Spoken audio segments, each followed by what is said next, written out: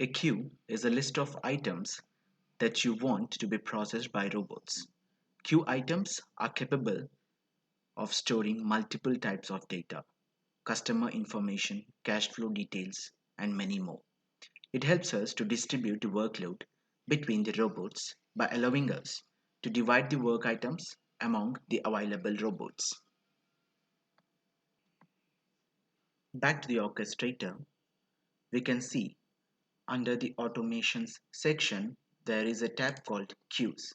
If you just click on that, here right over here you can see an interface which is showing you the details of queue name and all that. Because we don't have any queue available right now, click on add and you'll be able to create a queue. Just name it as demo queue and then description anything.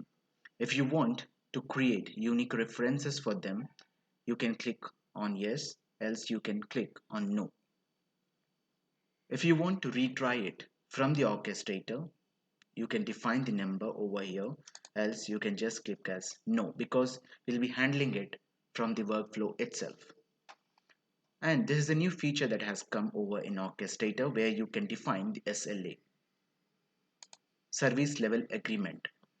So if there is any failure over here, it will just let you know. So what is the downtime that is allowed for us?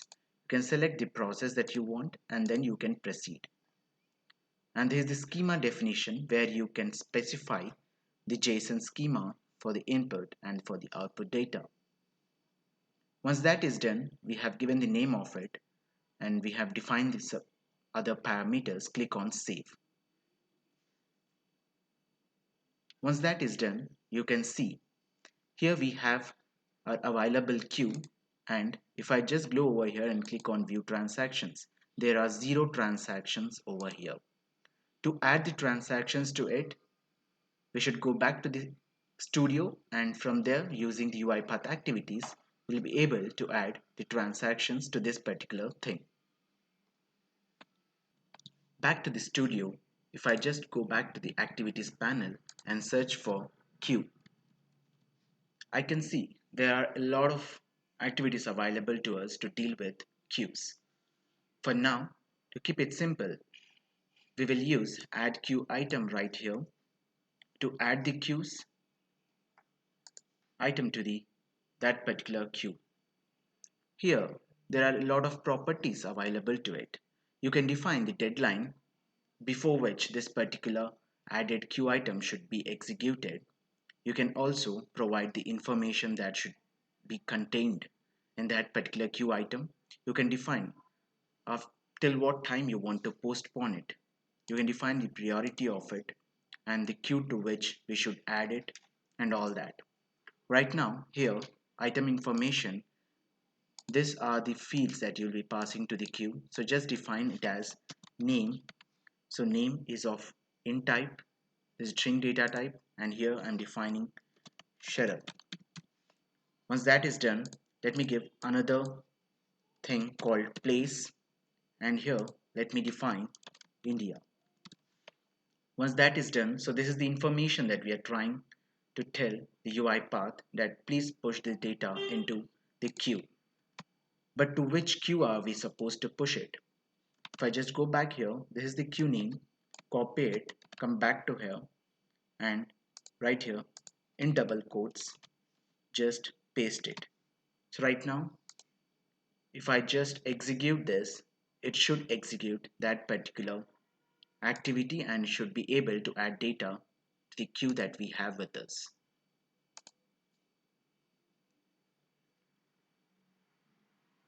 So because it has reached this message box, we are supposed that this is executed. Go back to the queue, just refresh it. And now if I just go to view transactions, here is the item that I have just added with the new status in it. Go to this view details and here are the parameters that I have just supplied. Name, Sharad, place, India. So now we have some items available in our queue, but now what we have to do is we have to execute this particular item. To do that, go back to your flow, delete this right now, and we have an activity for that called get queue items. Here, what you have to do is, here you have to pass that particular queue name that you have been using till now. With that, you can add a lot of other things. You can add filters. So if you want to filter out something from a particular date, you can mention that the data type of this is date time, and you can set the priority. You can also filter them with priority. Queue statuses. Now it will try to fetch with the ones that you have selected. Because we want only new, we can select new, or else you can select the rest of the other things also. And then the data that you get.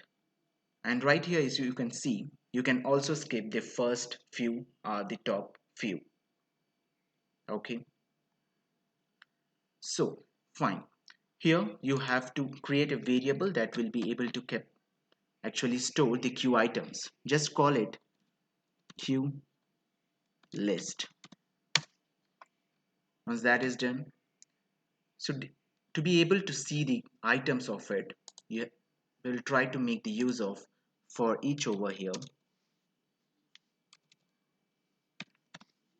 For each, just drag this, and if you just click on the properties over here, the type argument is defined as object, but the type that we have to use is queue item. Just select for queue item and pass this particular output variable, which is queue list, to this queue list. And then now we have every queue item available in this, and we also have just one right now. So to be able to access the data available in that, just take a message box for our reference, item dot specific content of whatever column that you have earlier defined. For me, it was name, so I'm just giving it as name, right? So that is what we have seen earlier. If I just go back to this, view transaction, and then view details, the name of this particular column is name. So this will be displayed to me right now. Just try to execute it once.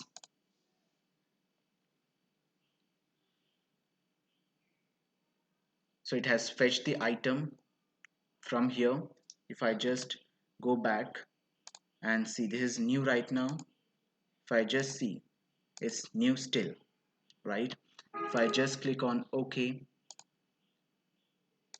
so this is how it was able to fetch the item from that particular thing.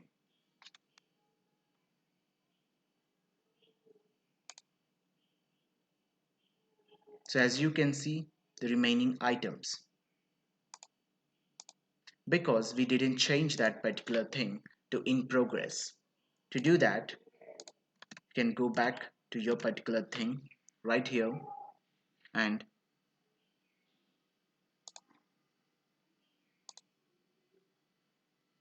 just click over here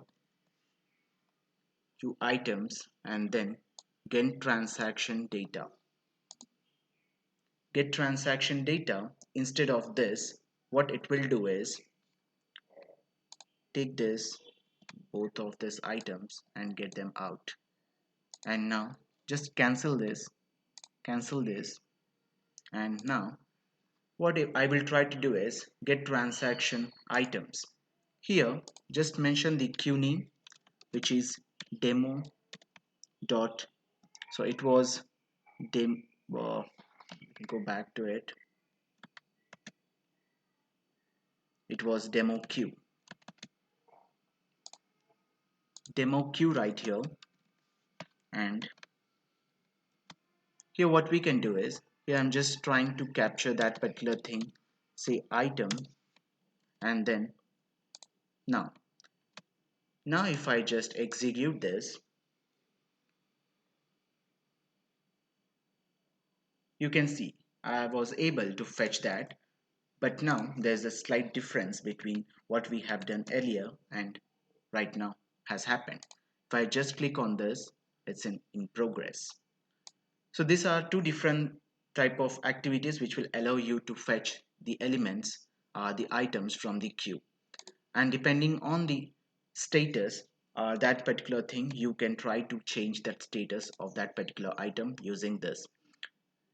Set status to in progress. This you can use while we use the get transaction data and all those things. Okay, fine.